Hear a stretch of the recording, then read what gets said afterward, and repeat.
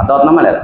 So hyper text transfer protocol అనే దాన్ని, transfer protocol అంటే మనం ఎక్కడ చూసాం, ఎక్కడ ఓఎస్ఏ లేయర్స్లో చూసాం. ఓఎస్ఏ లేయర్స్లో ఏముంటుంది, నువ్వు డేటా కలెక్ట్ చేయడం, ఫిజికల్ లేయర్స్, నెట్వర్క్, నెట్వర్క్ తర్వాత అలాగా ట్రాన్స్పోర్ట్ లేయర్, ట్రాన్స్పోర్ట్ తర్వాత సెషన్, తర్వాత అప్లికేషన్ ఎక్సెట్రా ఇవన్నీ ఉన్నాయి కదా. దాంట్లో ట్రాన్స్పోర్ట్ లేయర్లో ఏం వచ్చింది మనకి, నువ్వు ఏ నోట్ దగ్గర నుంచి ఇన్ఫర్మేషన్, ఫర్ సపోజ్ ఇక్కడ ఉన్న స్టూడెంట్స్ అందరూ ఉన్నారు అనుకో, ఓకేనా, ఒకళ్ళు లేచి ఏదో డౌట్ అడిగారని అనుకున్నాం, ఎక్స్పెక్టేషన్ చేయండి. ఆ డౌట్ అడిగితే ఏమొచ్చింది, ఆ క్యాండిడేట్ లేచారు. సో వాళ్ళు ఎక్కడ కనెక్టివిటీ అయినారు, నా నెట్వర్క్లో కనెక్టివిటీ అన్నారు, అంటే నాకు కనెక్టివిటీ అయి ఉన్నారు కాబట్టి. సో స్టూడెంట్ డైరెక్ట్గా అప్రోచ్ ఏమవుతున్నాడు, అడిగాడు క్వశ్చన్, ఎక్కడి నుంచి వచ్చింది ఆ సౌండ్ అనేది మనం ఐస్ కాంటాక్ట్ని ఎలా అయితే మెయింటైన్ చేస్తామో అలా ఐ కాంటాక్ట్ని మెయింటైన్ చేస్తూ ఏం జరుగుతుంది అక్కడ, వాళ్ళు ఏం చెప్పారు అనేది వింటున్నాను, అంతేనా కదా. అంటే ఏంటి, నెట్వర్క్ ఏ నోడ్ నుంచి వచ్చింది, ఏ ఐపీ నుంచి వచ్చింది అనే ఇన్ఫర్మేషన్ నాకు తెలుస్తుంది. అర్థమైందమ్మా లేదా? సో ఈ ఐపీ అడ్రస్ నుంచి వచ్చిన ఇన్ఫర్మేషన్ అది స్లేవ్స్ నుంచి వచ్చిందా, లేకపోతే మల్టిపుల్ నెట్వర్క్స్ కింద యాడ్ అయ్యి ఉంటాయి కదా, ఒక బల్క్ అమౌంట్ ఆఫ్ సిస్టమ్స్ ఉన్నాయనుకోండి, అవన్నీ ఒక కంపెనీ ఉంటాయి, అది లార్జ్ కంపెనీ అయితే ఎన్ని నెట్వర్క్ సిస్టమ్స్ నుంచి వస్తుంది, చాలా నెట్వర్క్స్ నుంచి వస్తుంది. దాంట్లో మాస్టర్ నోడ్ నుంచి వచ్చిందా, మాస్టర్ నోడ్కి ఎంత టైంలో అది రీచ్ అయింది, మాస్టర్ నోడ్ నుంచి వెబ్కి ఎలా కనెక్టివిటీ అవుతుంది అనే కంటెంట్ కూడా ట్రాన్స్పోర్ట్ లేయర్లోనే డిసైడ్ అయిపోతుంది.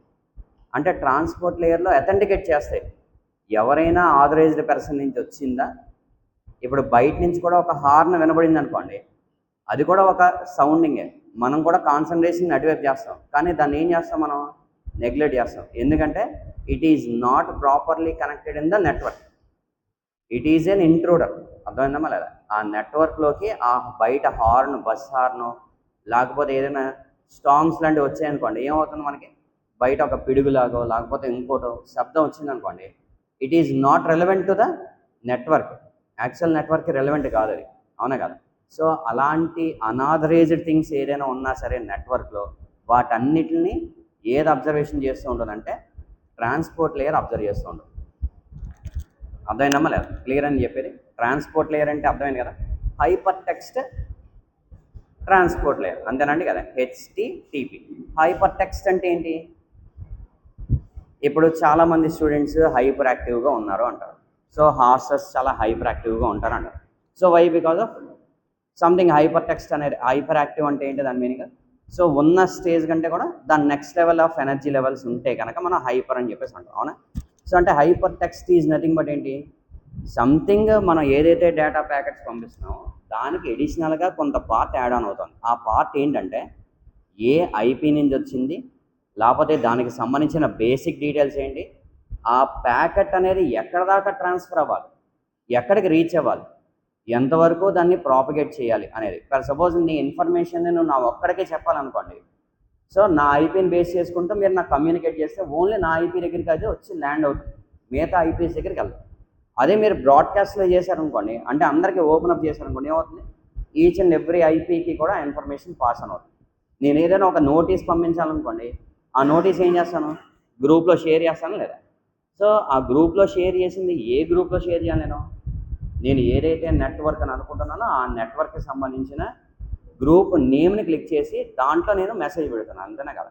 అలాగే మనం ఏదైనా ఒక ప్యాకెట్ని ట్రాన్స్ఫర్ చేయాలనుకోండి, ఎలా ట్రాన్స్ఫర్ చేస్తున్నాను, నేను హైపర్ టెక్స్ట్ని యాడ్ చేసి పంపిస్తున్నాను. ఆ హైపర్ టెక్స్ట్ యాడ్ చేయడం అనేది ఎందుకు జరుగుతుందంటే, నువ్వు ఎక్కడికి పింగ్ చేద్దాం అనుకుంటున్నావు. ఫర్ సపోజ్ మీరు మన కాలేజ్లో పేమెంట్ చేద్దామని అనుకుంటున్నారు, ఫీజు కడదామని అనుకుంటున్నారు, ఓకేనా.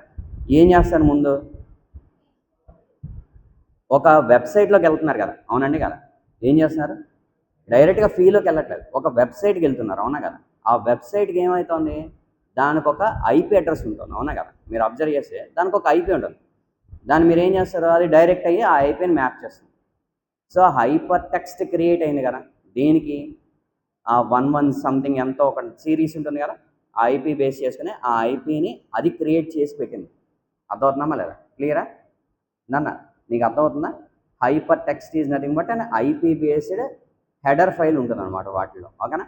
ఆ హెడర్ ఫైల్ని బేస్ చేసుకుంటూ నేను ఎక్కడ దాన్ని తీసుకెళ్ళి ల్యాండ్ చేయాలనేది తెలుస్తుంది.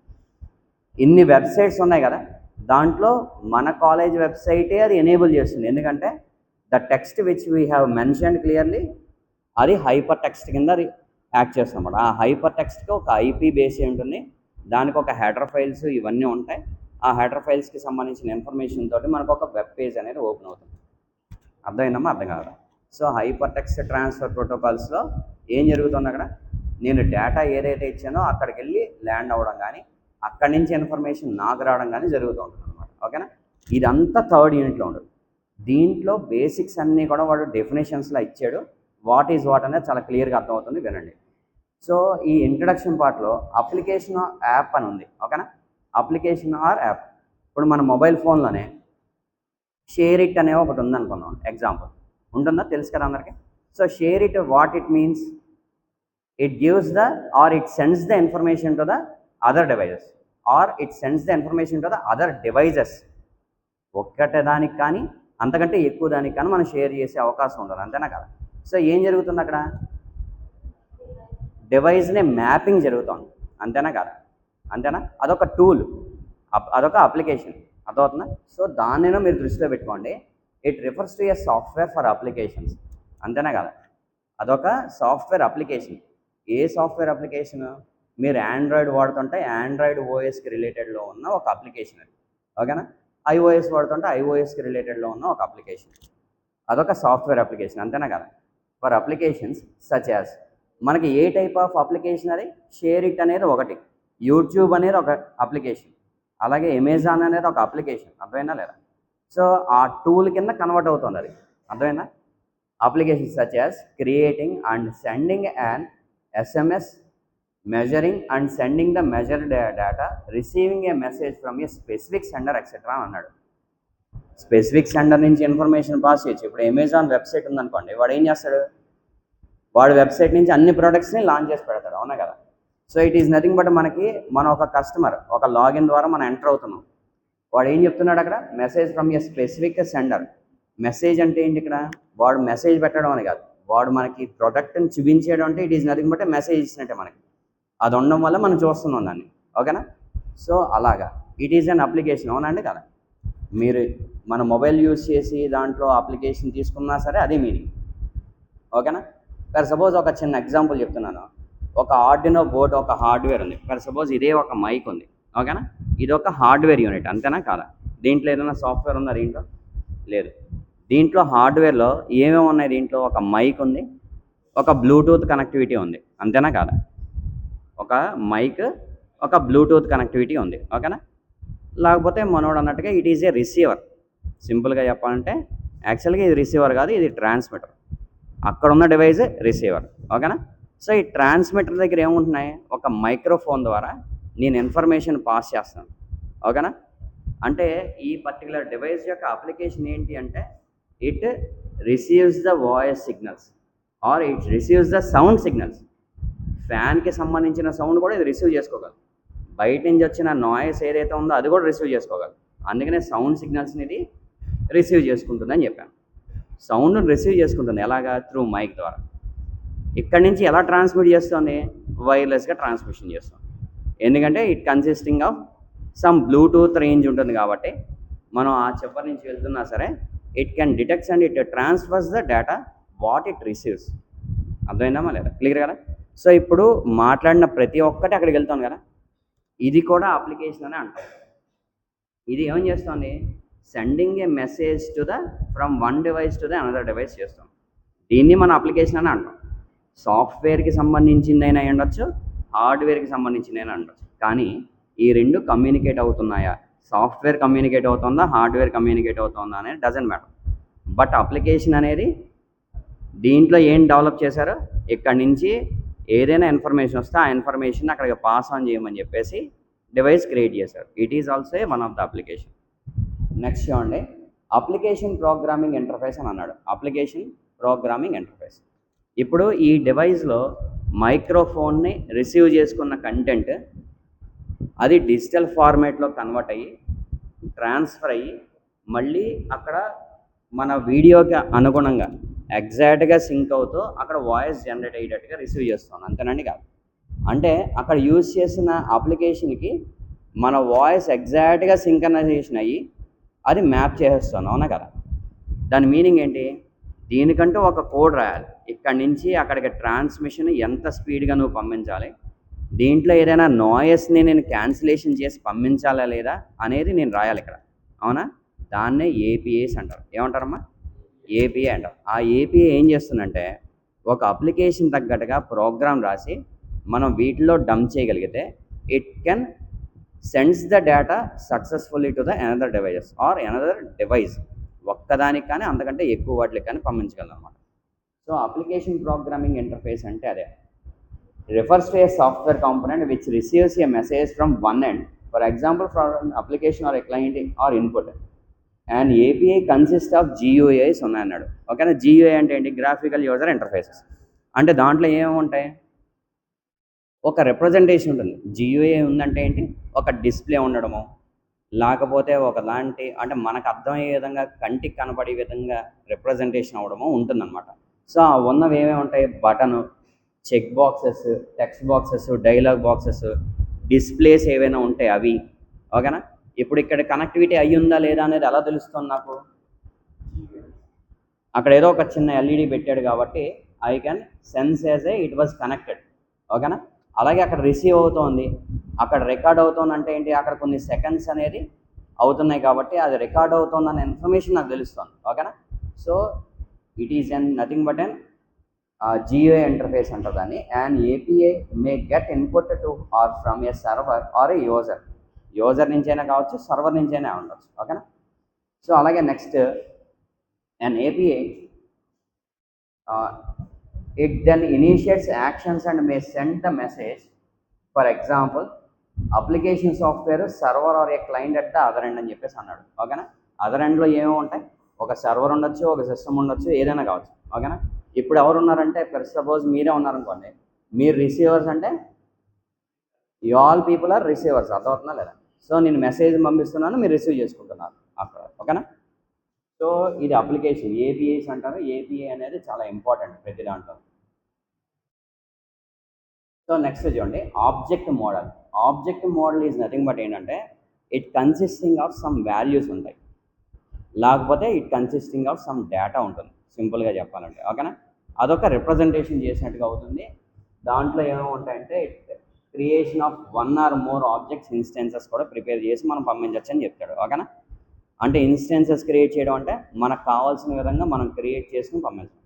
ఫర్ సపోజ్ ఇప్పుడు నాకు ఇక్కడ ఒక ఇమేజ్ కింద కావాలనుకోండి, నేను ఇమీడియట్గా ఒక బోర్డ్ ఆన్ చేసుకుని నేను ఒక డయాగ్రామ్ గీస్తానా? So it is an instance. ఓకేనా? నాకు కావాల్సినప్పుడు నేను ఇమీడియట్గా నేను కొంచెం బాగా అర్థం అవడానికి ఒక ఇమేజ్లో గీసాను అనుకోండి, ఇట్ ఈజ్ అన్ ఇన్స్టెన్స్. ఓకేనా? కానీ ఏ ఇన్స్టెన్స్ ఇక్కడ మోర్ ఆబ్జెక్ట్ ఇన్స్టెన్సెస్ కావాలట. అంటే ఏంటి? మోర్ వర్క్ ఉందనుకోండి, సో ఆ వర్క్ని సబ్ పార్ట్స్ చేసుకుంటే ఒక్కొక్క పార్ట్ ఒక్కొక్క ఆబ్జెక్ట్ ఇన్స్టెన్స్ కింద డివైడ్ అవుతుంది. అంటే సబ్ టాస్క్ అని కూడా అనుకోవచ్చు. ఓకేనా? నెక్స్ట్ అలాగే కమ్యూనికేషన్ గేట్వే అన్నాడు, చాలా ఇంపార్టెంట్. ఓకేనా? కమ్యూనికేషన్ గేట్వే అనేది ఏంటి? ఇక్కడి నుంచి ఒక చోటకి డివైస్ కమ్యూనికేట్ అవుతుంది, లేకపోతే నేను మాట్లాడుతున్నాను, కొంతమంది ఏం చేస్తున్నారు, అర్థమైందని చెప్పేసి నాకు ఎక్నాలజ్మెంట్ ఇస్తున్నారు కొంతమంది. ఇట్ ఈజ్ నథింగ్ బట్ ఏంటి? కమ్యూనికేషన్ అవుతాం. సో ఒక నెట్వర్క్లో ఎలా కమ్యూనికేట్ అవుతాయి? ఒక ఐపీని బేస్ చేసుకుని కమ్యూనికేట్ అవుతాయి, అంతేనా కదా? ఒక ఐపీ ఉంటుంది, అది వైడ్గా చేస్తారా, వైర్లెస్గా చేస్తారా అనేది secondary part. But communication gateway is nothing but ఏంటి? ఒక డివైస్ని అవుట్పుట్ ఇంకొక డివైస్ ఇన్పుట్ దాకా రీచ్ అవుతుంది అంటే it is nothing but gateway అంటారు దాన్ని. ఓకేనా?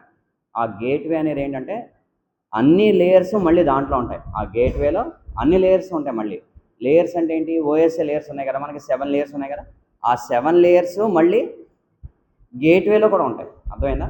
ఇప్పుడు ఏదైనా ఒక ఇన్ఫర్మేషన్ని మీరు ఎప్పుడైనా డౌన్లోడ్ చేశారనుకోండి, ఇన్ఫర్మేషన్ మీకు ఏమొస్తుంది? ఇక్కడ నుంచి పర్సంటేజ్ పెరుగుతున్నట్టుగా ఉంటుంది, అవునా కదా? ఎప్పుడైనా అబ్జర్వ్ చేశారా?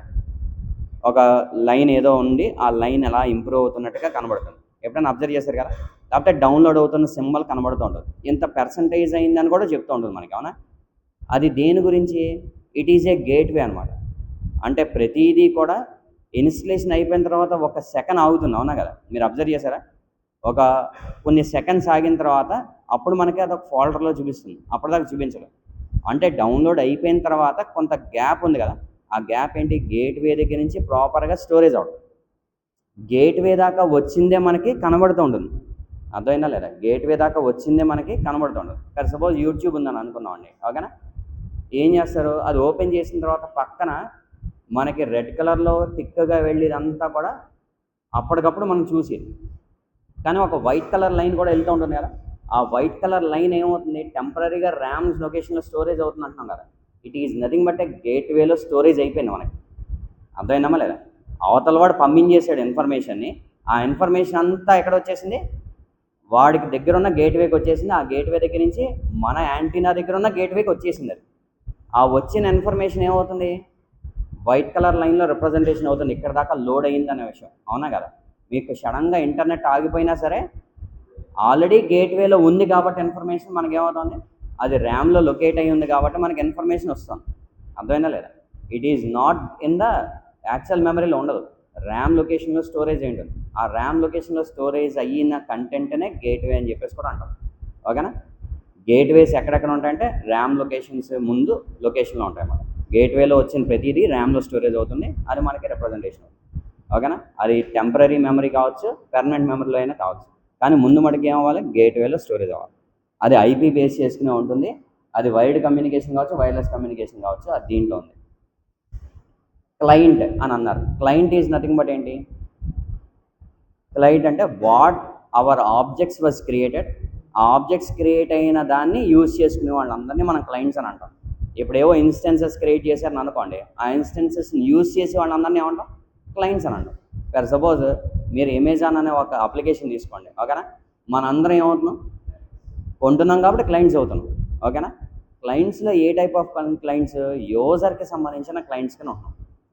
అదే అమెజాన్ అనేది ఇంకొక యాంగిల్లో మీరు అబ్జర్వ్ చేస్తే క్లయింట్స్ అని ఎవరు ఉంటారు, ప్రొడక్ట్స్ అన్నిటిని అమెజాన్లో వెబ్సైట్లో పెట్టి దాన్ని సేల్ చేసే వాళ్ళు ఉంటారు కదా, వాళ్ళు ఏమవుతారు, ఇప్పుడు మనం అందరం కూడా ఏమవుతున్నాం, క్లయింట్సే అవుతున్నాం. వాళ్ళు కూడా క్లయింట్సే అవుతారు, కానీ మనకి వాళ్ళకి డిఫరెన్సియేషన్ ఏంటంటే మనం అందరం కూడా యూజర్ క్లయింట్స్ అవుతాం. ఓకేనా? యూజర్కి సంబంధించినవే ఉంటాయి, కానీ వాళ్ళకి ఏమవుతాయి, వాళ్ళు ఏమవుతారు, ప్రొడక్ట్ బేస్డ్ క్లయింట్స్ అవుతారు. అర్థమైనా లేదా? ప్రొడక్ట్ బేస్డ్ క్లయింట్స్ అంటే ఏంటి, వాళ్ళు ఏదైతే సప్లై చేశారో ఆ సప్లై చేస్తున్న కంటెంట్స్ని, ఎంత క్వాంటిటీని వాళ్ళు దాంట్లో పెడుతూ ఉంటారు అన్నమాట. సో క్వాంటిటీ ఎప్పుడైతే పెట్టారో ఏమవుతుంది, మనం వాటిని విజిబిలిటీలోకి వస్తుంది, ఆ విజిబిలిటీలో ఉంటే మనం పర్చేస్ చేసుకుంటాం, అంతే. వాళ్ళు క్లయింట్సే ఎవరికి, అమెజాన్కి. కానీ ఏ విధంగా, ప్రొడక్ట్స్ బేస్ చేసుకుంటాం. ఓకేనా? అర్థమైందమ్మా లేదా? సో క్లయింట్స్ అనేదానికి ఏపీఎస్ ఇవన్నీ ఉంటాయి. సర్వర్ అని ఉందనుకోండి, ఈ సర్వర్ ఈజ్ నథింగ్ బట్ ఏంటి, it is a software which sends A response on your request. ఓకేనా? ఇన్ఫర్మేషన్ ఫర్ సపోజ్ మీరు ఒక జ్ఞానభూమి వెబ్సైట్ ఉందనుకున్నాం, ఓకేనా? మీరు ఇప్పుడు బయోమెట్రిక్ వేస్తున్నారు కదా, సో బయోమెట్రిక్ స్పీడ్గా అవ్వట్లేదని చెప్తున్నారు. స్పీడ్గా అవ్వట్లేదంటే దాని మీనింగ్ ఏంటి, సర్వర్ ఆల్రెడీ ఓవర్లోడ్ అయ్యింది. అర్థమైనా? Many of the people are sending the request to give the response. అవునండి కదా? సో ఆ రెస్పాన్స్ ఇస్తున్నప్పుడు ఏమవుతుంది, వన్ బై వన్ ఎంతమంది కౌంట్ ఉందో ఆ కౌంట్ని అది ఇచ్చేయగలరు. కానీ ఆ మ్యాక్సిమం లిమిట్ రీచ్ అయిపోతున్నప్పుడు ఏమవుతుంది, ఆ సర్వర్ బిజీ అవుతుంది అన్నమాట. అంటే నెంబర్ ఆఫ్ కస్టమర్స్ ఎవరైతే ఉన్నారో, లేకపోతే నెంబర్ ఆఫ్ క్లయింట్స్ ఎవరైతే ఉన్నారో, దానికి మనం ఏం చేస్తున్నాం, హిట్ చేస్తూ ఉంటాం ప్రతిసారి. హిట్ చేసిన ప్రతిసారి ఏమవుతుంది, అది మొత్తం అంతకంటే ఎక్కువైపోతే కనుక క్రాష్ అయిపోతుంది. కానీ స్లో అవుతుందంటే దాని మీనింగ్ ఏంటి, it is a capable enough. But unless అవి డేటాని మీకు రెస్పాన్స్ ఇవ్వాలి కదా, అంటే డేటాని మళ్ళీ మీకు ఇవ్వాలి, మీరు అడిగిన డేటాని. సో అంటే సెండింగ్ అండ్ ఇన్ఫర్మేషన్, మన రిక్వెస్ట్ పంపిస్తూ ఉంటే అది ఇన్ఫర్మేషన్ పంపిస్తూ ఉండాలి మనకి సర్వర్, అంతేనా కదా? సో ఆ సెండింగ్ ఎక్కువ మంది చేస్తున్నారు, కానీ అంతమందికి అది ఈక్వలైజ్డ్గా ఎవరు అడిగిన కంటెంట్ని వాళ్ళకి ఇవ్వడానికి కొంచెం డిలే పడుతుంది. సో అంతేకాని నెంబర్ ఆఫ్ పీపుల్ అనేది చాలా ఎక్కువైపోయి క్రాష్ అయిపోవట్లేదు. అర్థమైనా? It is capable enough the ఎంతమంది అయితే క్రౌడ్ ఉందో ఆ క్రౌడ్ అంతటినీ అది మేనేజ్ చేయగలదు. బట్ స్టిల్ ఆ మేనేజ్ చేస్తున్న దాంట్లోనే రిప్లయింగ్ ఆఫ్ ద అక్నాలజ్మెంట్స్ ఏవైతే ఉన్నాయో అవి స్లో డౌన్ అవుతున్నాయి, అంతే. అర్థమైనా? లేకపోతే అప్పుడప్పుడు ఆ సర్వర్ మీకు రీచ్ అవ్వలేదు అనుకోండి, ఏమని వస్తుంది, సర్వర్ కాన్ బి రీచ్ అని వచ్చేస్తుంది. అంతకంటే ఎక్కువ క్రౌడ్ అయిపోతే ఏమవుతుంది, అది మేనేజ్ చేయలేకపోతుందంటే సర్వర్ కాన్ బి రీచ్ అని వచ్చేస్తుంది. మళ్ళీ రీట్రై అగైన్ అని వస్తుంది. మళ్ళీ మీరు రీట్రై కొడితే మళ్ళీ పింగ్ అవుతుంది అనమాట అక్కడ. ఓకేనా? So web objects is nothing but ఏంటి, రీసోర్సెస్ ఏవైతే ఉన్నాయో అవన్నీ వెబ్ ఆబ్జెక్ట్స్ కింద క్రియేట్ అవుతాయి. ఫర్ సపోజ్ ఎగ్జాంపుల్ చెప్తున్నాను, ఒక వెబ్సైట్ ఉందనుకోండి, ఇట్ ఈజ్ నథింగ్ బట్ ఒక వెబ్ ఆబ్జెక్ట్. అది ఆ వెబ్ ఆబ్జెక్ట్స్ లోపల చాలా ఇన్స్టెన్సెస్ ఉండొచ్చు. అంటే చాలా కాలమ్స్ కానీ చాలా క్లిక్స్ కానీ మనం చేసుకుంటూ ఉంటే ట్యాబ్స్ ఉంటాయి కదా. ఫర్ సపోజ్ మన దాంట్లో మన వెబ్సైట్ ఉందంటే పేమెంట్ ఉంటుంది, హోమ్ ఉంటుంది, గ్యాలరీ ఉంటుంది, ఎక్సెట్రా అన్నీ ఉంటాయి కదా. So it is nothing but web objects అని అంటారు వాటిని. అవన్నీ త్రూ వెబ్ కోర్ ప్రోటోకాల్స్ ద్వారా చేస్తూ ఉంటాడు. అంటే హైపర్ లింక్ ఉంటుంది కదా, ఆ హైపర్ లింక్ తోటి మళ్ళీ వేరే వెబ్ పేజ్కి వెళ్ళిపోతుంది. మీరు ఎప్పుడైనా అబ్జర్వ్ చేయండి, ఒక ట్యాబ్ ఓపెన్ చేశారని అనుకోండి, మళ్ళీ ఒకటి క్లిక్ చేస్తే ఏమవుతుంది, అదే దాంట్లో రావచ్చు. అంటే ముందున్న వెబ్ పేజ్ పోయి కొత్త వెబ్ పేజ్ అయినా అక్కడ జనరేట్ అవుతుంది, లేదంటే ఒక ట్యాబ్లోకైనా అది ఓపెన్ అయిపోతుంది. అవునా కదా. ఇట్ ఈస్ నథింగ్ బట్ ఒక ప్రోటోకాల్స్ ఉంటాయి వాటికి, దాని ప్రకారంగా జరుగుతుంది. So broker denotes and object సంబంధించిన బ్రోకర్ అంటారు. ప్రాక్సీ ఈజ్ నథింగ్ బట్ ఏంటి, server for the usage client applications ఉన్నాయి. క్లయింట్కి సంబంధించిన రిట్రీవ్డ్ ఆర్ సేవ్డ్ అంటే ప్రాక్సీలో సేవ్ అవుతూ ఉంటాయి. అంటే మనం చేసిన ప్రతి ఐపీ అడ్రస్ బేస్ చేసుకున్న కంటెంట్ ప్రాక్సీలో సేవ్ అవుతూ ఉంటుంది అన్నమాట. ఎందుకంటే మళ్ళీ మనం రీవెరిఫికేషన్ చేసుకుని అథెంటికేటెడా కాదా అనేది చెక్ చేసుకోవడానికి. కమ్యూనికేషన్ ప్రోటోకాల్స్ గురించి మనం ఫస్ట్ సెకండ్ యూనిట్స్లో కూడా చెప్పుకున్నాం. కమ్యూనికేషన్ ప్రోటోకాల్స్ మెసేజెస్ని కొన్ని హెడర్స్ పెట్టేసి పంపిస్తూ ఉంటుంది. ఆ ఇన్ఫర్మేషన్ హెడర్ ద్వారా నాకు రిసీవ్ అవుతుంది. అంటే హైపర్ టెక్స్ట్ గురించి ఇందాక చెప్పుకున్నా, ఒక ఐపీని బేస్ చేసుకుంటూ నేను రిసీవ్ అవుతున్నాను. It is nothing but communication protocol. Web protocol is nothing but ఏంటి, ఒక వెబ్ పేజ్ని మనం ఒక సర్వర్ తోటి అటాచ్మెంట్ అయ్యి చేస్తూ ఉంటాం. అంటే ఒక వెబ్సైట్ లింక్ తోటి చేస్తూ ఉంటాం. సో వాటిలన్నింటినీ ఇంటర్మీడియట్ సర్వర్స్ ఏమైనా ఉన్నాయా అంటే మన దగ్గర నుంచి ఇన్ఫర్మేషన్ ఒక చోటుకి వెళ్ళి అక్కడి నుంచి వేరే చోటుకి ఇన్ఫర్మేషన్ పాస్ అవుతుందా లేదా, అవన్నీ వెబ్ ప్రోటోకాల్స్ వస్తూ ఉంటాయి అన్నమాట. వెబ్ ప్రోటోకాల్ అంటే ఏమీ లేదు, మనకి ఏదైనా ఒక యూట్యూబ్లో ఒకటే మీరు రిక్వెస్ట్ పంపించారు, ఓకేనా, అది ఎక్కడ ఉండొచ్చు, అది ఏదో ఒక సర్వర్లో ఉండొచ్చు కదా. అది ఫర్ సపోజ్ మన ఇండియాలోనే సేవ్ అయ్యి ఉండొచ్చు, లేకపోతే వేరే ఫారెన్ కంట్రీలో సేవ్ అయ్యి ఉండొచ్చు, ఎక్కడైనా ఆ సర్వర్స్లో సేవ్ అయ్యి ఉంటాయి. వాటి నుంచి ఇన్ఫర్మేషన్ వస్తుంది కదా. సో అది ఎలా లింకప్ చేస్తుంది, మన ఐపీ దగ్గర నుంచి ఇంకొక ఐపీ నుంచి వేరే ఐపీకి కనెక్ట్ అవ్వచ్చు మధ్యలో. ఆ ఇన్ఫర్మేషన్ మనకు తెలియకపోవచ్చు కానీ but still multiple layers of request కింద సర్వర్స్ ఉంటుందన్నమాట, ఓకేనా. అవంతా కూడా వెబ్ ప్రోటోకాల్స్లో జరుగుతుంది. దాన్నే మనం ఇంటర్మీడియట్ సర్వర్స్ అని చెప్పేసి అంటూ ఉంటారు. మధ్యలో ఉన్న సర్వర్స్ని దీంట్లో ఉన్న ఇన్ఫర్మేషన్ దాని ఇన్ఫర్మేషన్ దానికి బట్టి అక్కడి నుంచి మనకి డైరెక్ట్ చేస్తుందన్నమాట ఇన్ఫర్మేషన్. ఫైర్ వాల్స్, మన సర్వర్ ఏదైతే ఉందో మన ఇన్ఫర్మేషన్ పాస్ చేస్తాం కదా ఐపీ బేస్ చేసుకుని, ఆ ఇన్ఫర్మేషన్ అంతటిని అది ప్రొటెక్ట్ చేస్తూ ఉంటుంది, ఓకేనా. ఏంటది, ఫైర్ వాల్స్, ఓకేనా. ఇది ఉండడం వల్ల మనకేమవుతుందంటే ఫైర్ వాల్ కంపల్సరీగా మేనేజ్ అవుతూ ఉంటాయి, సెక్యూరిటీ ప్రొవైడ్ అవుతూ ఉంటుంది, ఓకేనా. ఎందుకంటే అదంతా అబ్జర్వ్ చేస్తూ ఉంటుంది. ఏదైనా సరే మాల్వేర్ కానీ లేకపోతే ఇంకోటి కానీ డిటెక్ట్ అవుతున్నాయా లేదా అనేది ఇది అబ్జర్వ్ చేస్తూ ఉంటుంది అన్నమాట. ఎలా అబ్జర్వ్ చేస్తుంది, ఐపీని బేస్ చేసుకుని చేస్తుంది మళ్ళీ ఏదైనా సరే. అలాగే ఈ హెడర్కి సంబంధించింది అంతా ఏంటి, సెట్ ఆఫ్ కొన్ని వర్డ్స్ ఉంటాయండి. ఆ వర్డ్స్ అన్నీ కూడా ఆ ప్యాకెట్కి మనం పంపిస్తున్న దానికి అటాచ్మెంట్ అవుతుంది. It is nothing but a header. Communication లేయర్లో ఒక లేయర్ నుంచి ఇంకొక లేయర్కి పంపించడం, ఒక నెట్వర్క్ నుంచి వేరే నెట్వర్క్ పంపిస్తున్నప్పుడు కూడా దేని ద్వారా వస్తుంది, హెడర్ ద్వారా వస్తుంది. ఆ హెడర్ అనేది ఐపీకి ఉంటుంది అనమాట, ఓకేనా. ఐపీ హెడర్ అని చెప్పేసి అంటారు దీన్ని. ఫర్ సపోజ్ ఒక